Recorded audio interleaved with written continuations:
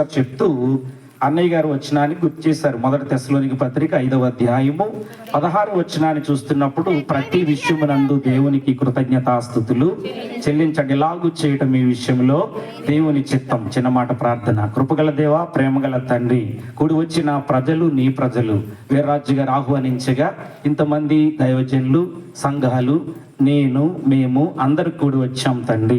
కనుక నిలబడుచున్న దాసుడు నీ దాసుడు బహుతేటగా మాతో మాట్లాడి మహిమ పొందమని యేసుక్రీస్తు నామమున అడుగుచున్నాను పరమ తండ్రి, ఆమేన్. ప్రియ దేవుని సంగమా, దేవుని బిడ్డలారా, ఈరోజు మనము దేవునికి ఏం చెల్లించాలనంటే కృతజ్ఞత చెల్లించాలి ప్రభునందు. ప్రియులారా, ఆలోచన చేయండి. అసలు ఒక వ్యక్తి, ఒక కుటుంబం, ఒక జీవితం ఎవరి పట్ల కృతజ్ఞత కలిగి ఉండాలి అని అంటే, మొదటి మాట నేను మీకు జ్ఞాపకం చేస్తున్నాను. సృష్టికర్త అయిన తండ్రి అయిన దేవుని పట్ల మనము కృతజ్ఞత కలిగి ఉండాలి. ఆదికాండం 1:1 రాసుకోండి. ఎందుకో తెలుసా? భూమిని, ఆకాశాన్ని, అందలి సమస్తాన్ని దేవుడు మన కొరకు ముందే చేశాడు. ముందే మనందరి కొరకు సమస్తాన్ని చేసి ఆ తర్వాత మానవుని ఆయన కలగచేశాడు ప్రభునందు. ప్రియులారా, ఆలోచన చేయండి. సృష్టి అంతటిని కూడా నిర్మించిన దేవుడు, సృష్టిలో మనం ఏది చేయక్కర్లేకుండా మన కొరకు సమస్తాన్ని చేసిన దేవాది దేవుడు ప్రభువైన యేసుక్రీస్తు వారు. కనుక మనకు ముందుగానే మనకు భూమి అవసరమని, ఆకాశం అవసరమని, పంచభూతాలు అవసరమని మన కొరకు ముందుగానే సృష్టిని కలగజేసిన దేవుని పట్ల ఎల్లప్పుడూ ఏం కలిగి ఉండాలనంటే కృతజ్ఞత కలిగి ఉండాలి. హెబ్రీ 13:15 మనం చూస్తే దేవునికి ఎల్లప్పుడూ కృతజ్ఞతాస్తుతులు చెల్లించాలి ప్రభునందు. ప్రియులారా, ఆలోచన చేయండి. నేడు ఆయన సృజించిన భూమి మీద నడుస్తూ, భూమి ఆయనదే, ఆకాశము ఆయనదే, ఆయన సృజించిన గాలిని పీలుస్తున్నారు ప్రజలు. గాలి ఆయన ఇచ్చాడు, భూమిని, పంచభూతాలన్నీ ఆయన ఇచ్చాడు, అన్ని అనుభవిస్తున్నాడు. కానీ మానవుడు దేవుని పట్ల ఏం కలిగి లేడంటే కృతజ్ఞత కలిగి లేడు. సృష్టి అంతా దేవుడు మానవునికి ఇచ్చినా సరే మానవుడు మాత్రం కృతజ్ఞత లేకుండానే బ్రతుకుతున్నాడు. కనుక కృతజ్ఞతాహీనులుగా మనం ఉండకూడదని కృపగల దేవుడు కోరుతున్నాడు. అందుకే యేసు ప్రభు వారు ఈ భూమి మీదకి 2000 సంవత్సరాల క్రితం వచ్చి ఆయన ఏం చేశాడనంటే, ఒకరోజు బెతస్దా కోనేరు దగ్గరికి వెళ్తున్నాడు. యోహాను సువార్త 5వ అధ్యాయం 5వ వచనాన్ని మీరు రాసుకోండి. అక్కడ రాయబడిన మాటలు ఏంటనంటే, యేసు ప్రభు వారు అప్పటికి 38 ఏళ్ల నుండి యేసు ప్రభు వారి జీవితమే 33.5 సంవత్సరాలు. కానీ వాడి జీవితం ఎంత అంటే 38 సంవత్సరాల నుంచి వాడు అక్కడే ఉన్నాడు. యేసు ప్రభు కంటే పెద్దవాడుకున్నాడు. అక్కడికి వెళ్ళాడు యేసు ప్రభు వారు. వెళితే, అయ్యా నువ్వు బాగుపడాలనుకుంటున్నావా అని అడిగాడు. కారణం ఏంటి, ఎందుకు అడిగాడు అని ఆలోచన చేస్తే, ప్రభునందు ప్రియ దేవుని బిడ్డారా, అప్పటికి దేవదూతలు కోనేటిలో నీళ్లు కదిలిస్తున్నాయండి. ఏం కదిలిస్తున్నాయి? నీళ్లు కదిలిస్తున్నాయి. ఆ బెతస్దా కోనేరు చుట్టూ గుంపులుగా రోగులు పడి ఉన్నారు. గుడ్డివారు అక్కడ ఉన్నారు, ఊసగాల చేతులు గలవారు అక్కడ ఉన్నారు. అనేక మంది అక్కడ ఉండగా ప్రతిరోజు దేవదూత నీళ్లు కదిలిస్తుంటే ఎవడు మొదట దిగుతాడో వాడు బాగుపడి ఏం చేస్తున్నారు, వెళ్ళిపోతున్నారు. కానీ వీడు పరుపేసుకుని కూర్చున్నాడంట. దిగే వాళ్ళని, వీడు బాగుపడే వాళ్ళని, స్వస్థ పొందే వాళ్ళని. 38 ఏళ్ల నుండి ఎంతమంది రోగులకు అడ్డుగా ఉన్నాడో, ఎంతో మంది బాగుపడాలి, కానీ వీడి వలన బాగుపడడానికి అవకాశం లేదు. అలాంటి వ్యక్తిని యేసు ప్రభు ఏం చేశాడనంటే, ఆ వ్యాధి గలవాడిని స్వస్థపరిచాడు. వాడు స్వస్థత పొంది పరిపెత్తుకుని లేచి వెళుతుండే ఊళ్ళో వాళ్ళు అంటున్నారు, అరే బాబు, మొన్నటి వరకు కోనేటి దగ్గర ఉన్నావు, ఎప్పుడు లేచావురా, ఎలా నడిచావురా, ఎవరు లేపారా, ఎవరు బాగు చేశారా, ఎవరు స్వస్థపరిచారా అంటే వాడు అంటాడు, ఏమో నాకు తెలియదు అన్నాడండి.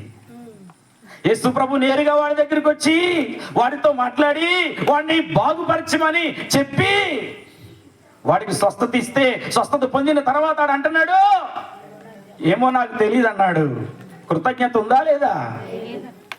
నేడు దేవుని కార్యాలు రుచి చూసి, దేవుని ప్రేమను రుచి చూసి ఈ రోజుకి ఇంకా ప్రాణముతో బ్రతికుండే.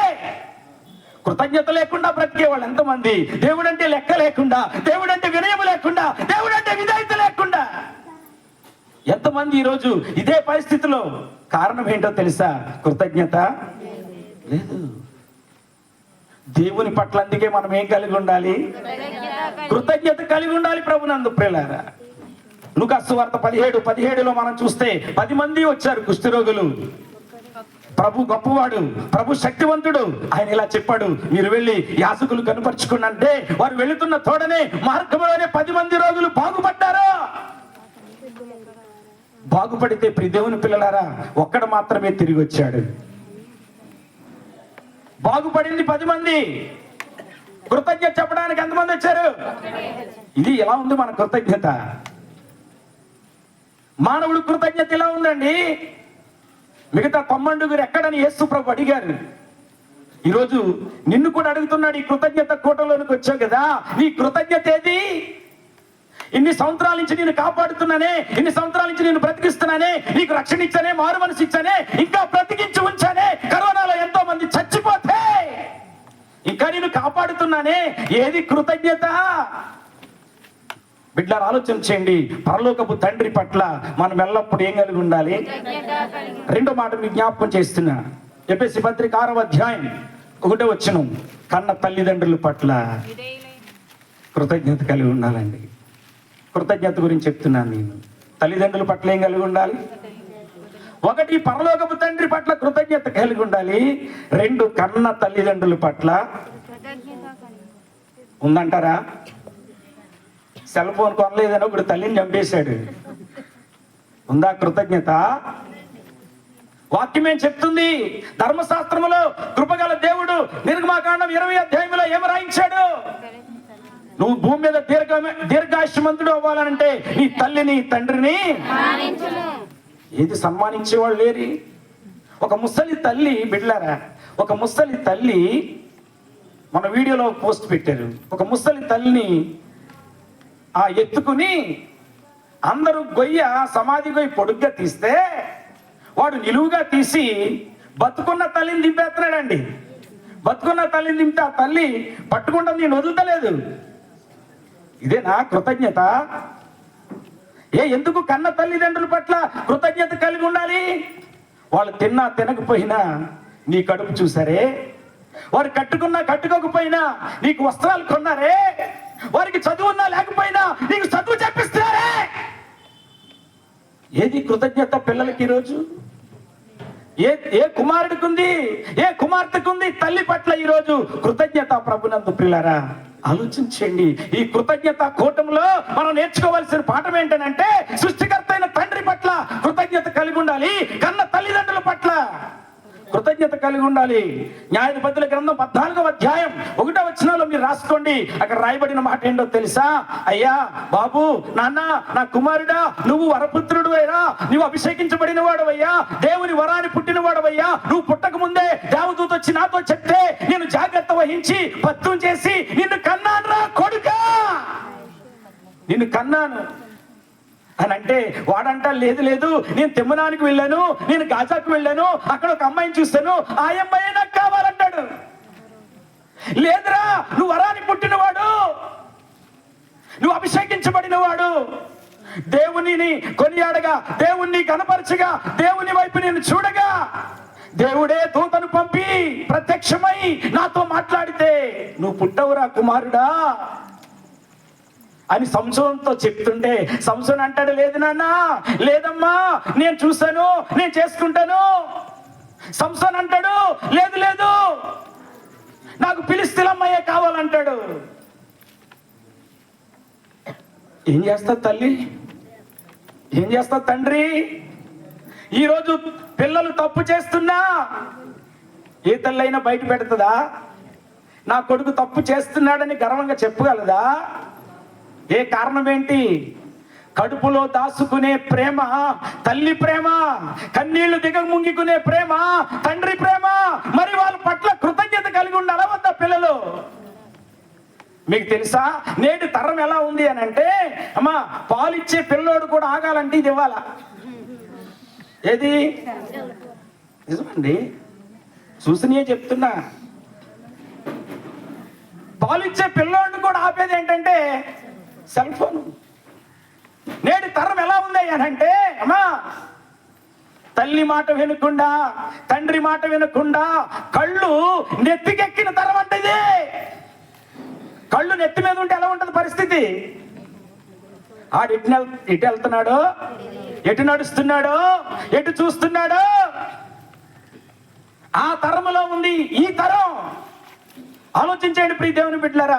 కనుక తల్లిదండ్రుల పట్ల ఏమి లేదంటే కృతజ్ఞత లేదు. సామెతలు 20:20లో చూస్తే తల్లిదండ్రులను దూషించువాని దీపం కారు చీకట్లు ఆరిపోతుంది.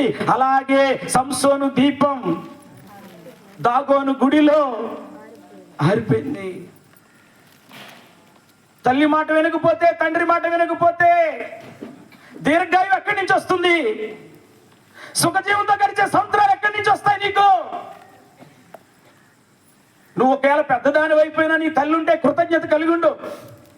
అది అట్లేదు ఇది అట్లేదు అనే దానికంటే అమ్మా ఎలా ఉన్నావు, బాగున్నావా, తిన్నావా, పడుకున్నావా, ఆరోగ్యం ఎలా ఉందని కన్న తండ్రికి తల్లికి కనీసం వెళ్ళకపోతే ఫోన్ చేసైనా కృతజ్ఞతతో మాట్లాడు.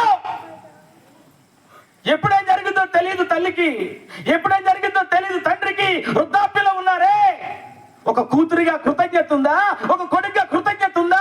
ఈ రోజు కన్న తల్లిదండ్రుల పట్ల కృతజ్ఞత కలిగి ఉండాలి ప్రియ దేవుని బిడ్డలారా. ఆదికాండము 46వ అధ్యాయము 47వ వచనంలో మనం చూస్తే యోసేపు, మా వింటున్నారా? వృద్ధాప్యములో ఎవరు? తన తండ్రి యాకోబు ముసలితనములో వృద్ధాప్యములో కళ్ళు కనబడనప్పుడు, లేవలేని స్థితి వచ్చినప్పుడు తన దగ్గర పెట్టుకుని పరిచర్య చేసి స్నానము చేపిస్తూ భోజనం తినిపిస్తూ, ఏ స్థితిలో? అసలు ఏం కృతజ్ఞత అండి? వృద్ధాప్యములో ముసలితనమందు నీ తండ్రి నిర్లక్ష్యం చేయొద్దు కొడుకా. ముసలితనమందు నీ తల్లిని నిర్లక్ష్యం చేయొద్దు కుమార్తె, కుమారుడా. ఏముంటే చెప్పాలి ఏముంటే? కృతజ్ఞత ఉంటే. సమయం అయిపోయింది, నేను పాఠాన్ని ముగిస్తున్నాను. దేవుని బిడ్డలు ఆలోచించేయండి, అందుకే త్వరగా చెప్తున్నా. కనుక ఈ రాత్రి మనము ఖచ్చితంగా పిల్లలమే అయితే మన తల్లిదండ్రుల పట్ల ఏం కలిగి ఉండాలి?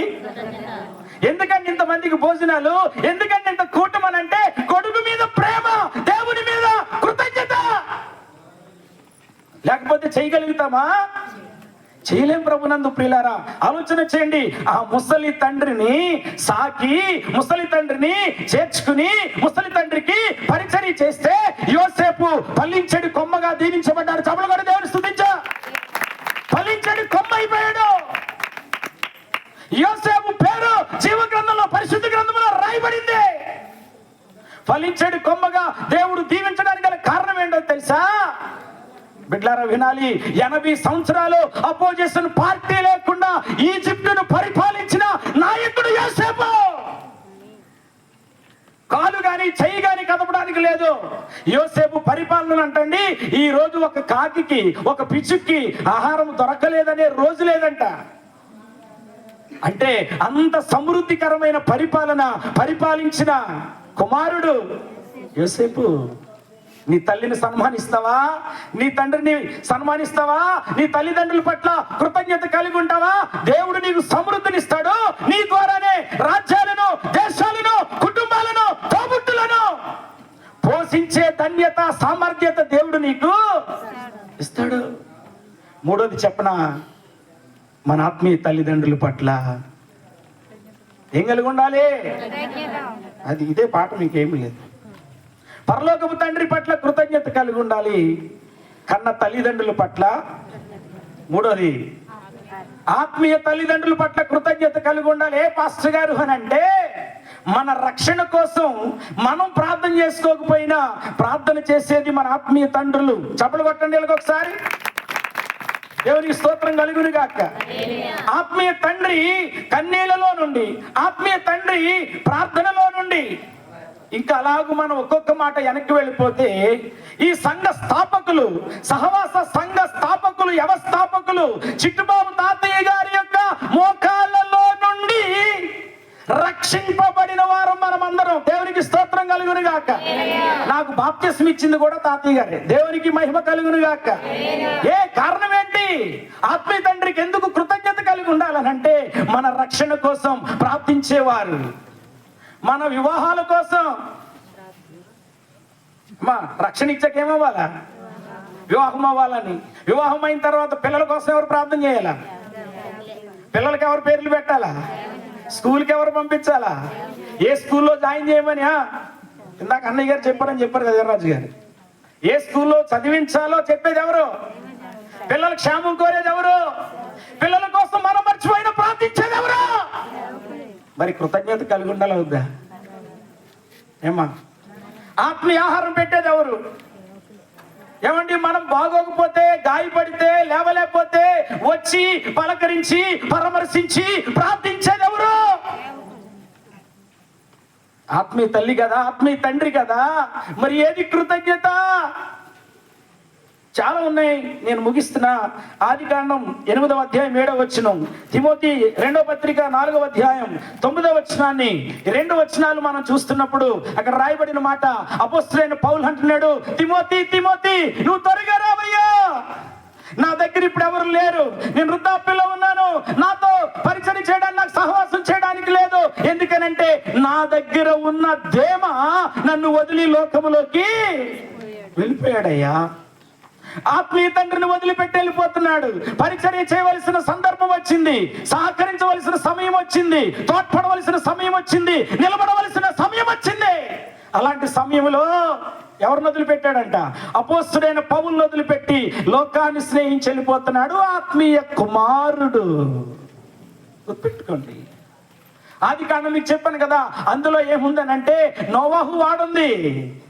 నోవాహు వాడలో ప్రభునందు ప్రియులారా మనుషులు ఎవరు రాలేదు, కానీ పశువులు, పక్షులు, మృగాలు, జలరాశులు, జీవరాశులు అన్నీ కూడా వాడలోనికి వచ్చినాయి. ఇప్పుడు అన్ని ఒకే ఆహారం తింటాయా చెప్పాలా? మీకే ప్రశ్న. మాట్లాడతారా? మీ పాస్టర్ గారి ముందు మాట్లాడకూడదనా? దేవుని స్తోత్రం కలిగిన. అన్ని ఒకే ఆహారం తింటాయా?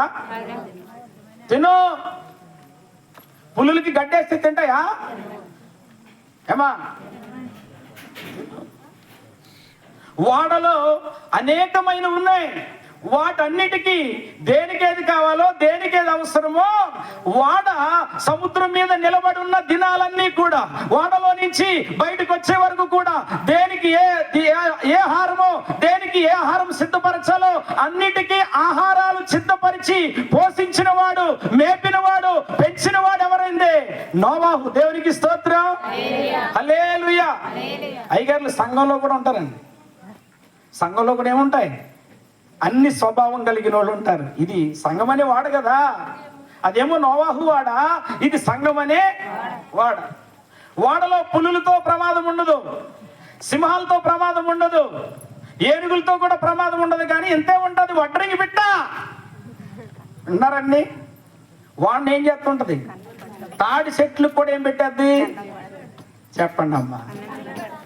వడ్రంగి పెట్టలతోనే ప్రమాదం. దేవుని స్తోత్రం కలుగునుగా. ఆలోచన చేయండి. ఎందుకు ఈ మాటలు నేను మీకు జ్ఞాపకం చేస్తున్నానంటే, వీటన్నిటికీ ఏమేమి ఆహారం కావాలో వేస్తా ఉన్నాడు, పోషిస్తున్నాడు ఎవరు? ఆత్మీయ తండ్రి. వాడలో పెంచుతున్నాడు, సంఘం అనే వాడలో పెంచుతున్నాడు ఈరోజు నిన్ను నన్ను కూడా. అలా పెంచుతుంటే ఒకనొక రోజు నీళ్లు ఉన్నాయో లేదో చూడమని చెప్పి దేని వదిలిపెట్టాడు? కాకిని వదిలిపెట్టాడు అంటండి. వచ్చిందా రాలేదు చెప్పాలా? అదేంటమ్మా ఇప్పుడు దాకా మేత ఎక్కడుంది? చెప్పాలి. ఇప్పుడు దాకా ఎక్కడుంది? ఎవరు మేపారు? ఏ తండ్రి విడిచిపెట్టాడు? వెళ్ళి ఆనవాళ్ళు చూస్తున్నామంటే కాకి ఇంకా ఈ రోజుకి తిరిగి రాలేదంట. ఇంకో ప్రశ్న అడగనా? కాకి ఎప్పుడైనా నిబ్బరంగా నడుతూ చూసామన్న వాళ్ళు చేస్తండి. మనిషి నడిచినట్టు కాకి ఎప్పుడైనా నిబ్బరంగా నడిచిందా? రేపు చూస్తారు మీరందరూ, నాకు తెలిసిగా. నిజం బిడ్డలారా, ఆలోచన చేయండి. దేవుని మహాకృప, నోవాహు కాలంలో పోగొట్టుకున్న కృప కాకి ఏలియా కాలంలో పొందుకుని దైవజనుడు పోషించి అప్పుడుగడు దేవుని స్తుతిద్దామా? రొట్టె మాంసం తీసుకెళ్ళి నోవాహు కాలంలో నేను పని చేయలేకపోయినా దేవుని కోసం, ఏలియా కాలంలోనైనా పని చేయాలని సేవకుడిని పోషించింది. ఆలోచించండి ప్రియ దేవుని బిడ్డలారా, కాకి కృతజ్ఞత లేదు కానీ పావురానికి కృతజ్ఞత ఉంది. అవునా కదా? ఈరోజు మీ ఆత్మీయ తల్లిదండ్రుల పట్ల మీరేం కలిగి ఉండాలి? కృతజ్ఞత కలిగి ఉండమని తల్లిదండ్రులే బాల్యము నుండి ఏం చేయాలి?